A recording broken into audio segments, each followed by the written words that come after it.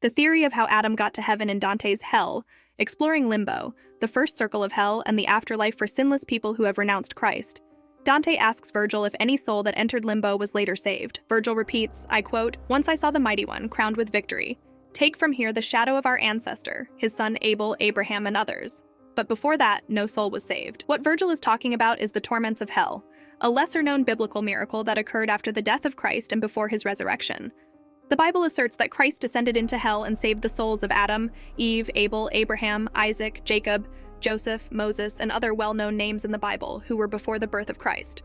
This is the Gospel of Matthew, Acts 2, Ephesians, Colossians, and Peter's epistle.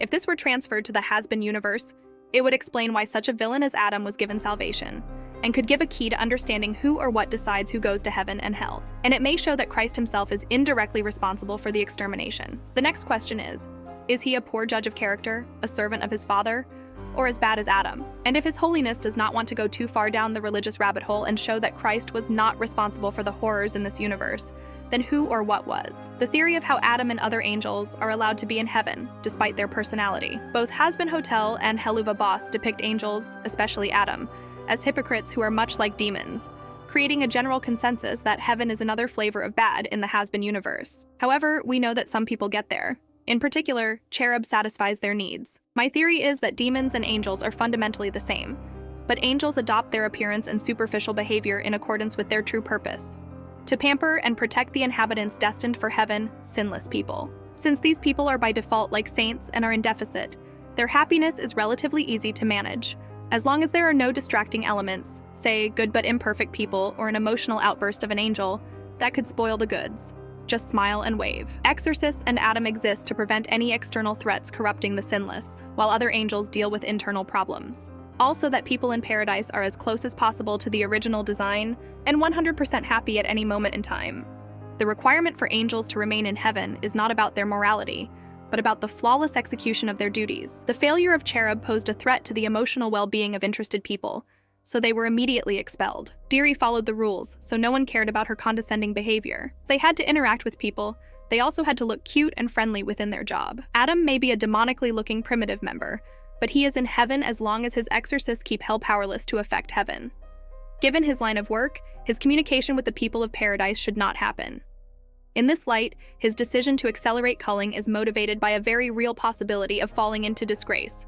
Again, as a dead exorcist means that he is not performing his duty flawlessly. In short, angels are not tourists, but the staff of the greatest amusement park, working unpaid 24 hours a day, 7 days a week, without vacation or the opportunity to retire decently. Adam was the first soul in heaven. Sarah said that Adam was the first soul in heaven. At first glance, this seems obvious, but in the Bible, the first man to die at the hand of Cain was Abel, the son of Adam. This leaves several options for how exactly Hazbin diverges from Old Testament knowledge, each of which is interesting in its own way. Adam died before Abel's murder. This would require some additional event that would have killed Adam earlier, or for the story of Cain and Abel to have happened later, and the decanonization of the supernatural longevity of antediluvian, pre-flood people. In the Bible, Adam died at the age of 930. For some reason, Abel did not go to heaven. This seems unlikely, as he was innocent, and the sacrifice he made to God was favorable. The story of Cain and Abel, like perhaps many other stories of the Old Testament, is absent in the construction of the Hazbin world. I think this is most likely, but I sincerely hope that this is not the case, as I think that the use of the Old Testament in world building is interesting, even if Hazbin obviously will not adhere to any external canon. In addition, the hint that Cain is still wandering the earth is too interesting to pass by. Theory. And I have a guess that Adam the is a actors former of Helluva demon, Boss will cross so paths Adam is with a him complete once. jerk. At first, I thought that maybe all angels are like that. The cherubs in Helluva Boss were quite condescending, but Adam is more than condescending. After watching the episode with Heaven, it seems that most of the angels in heaven are not that bad. Sarah does not sympathize with demons very much, but it seems that she really does what she thinks is best.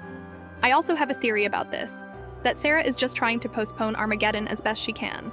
The other angels don't even know that extermination is happening, so you can't hold them responsible for it. They are just Vikings and enjoy their eternal paradise. But anyway, let's get back to Adam. Adam has the personality of a demon. He is not just condescending or unlikable. He is openly cruel and loves to inflict pain and death. His hatred of demons is not just some righteous fury. He knows it's wrong, but he doesn't care. So my theory is that when Adam died, he was originally a demon. Lucifer said that he tried to lure demons back to heaven, but it didn't work. Adam had to die one of the first, but according to the Bible, not the first. This title belongs to Abel, but Adam was the first man to go to heaven, as the angels say. So, the theory is that I think Lucifer tried to drag Adam into heaven, and they accepted him because they saw potential. The earth was a large breeding ground for sinners and even more demons, so a cleanup had to happen. So heaven made a deal and let Adam in. They tolerate him because they need him. It is quite obvious that Sarah hates him as much as Charlie and Vaggie. That's why Lucifer tried to dissuade Charlie from this. He tried to drag Adam into heaven, and it led to terrible consequences. But Adam never makes mistakes. Well, at that time, the only people in hell were Abel and possibly Eve, so hell was not quite damn yet. Thus, Adam does not think that he made a mistake and went to hell.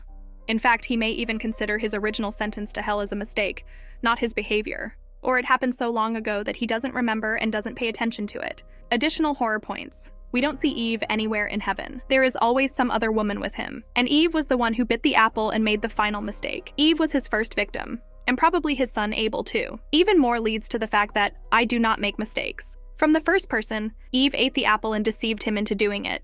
But he was able to prove that he is worthy of heaven. He may not even know or care about what backstage deal he made to get into heaven. Proof.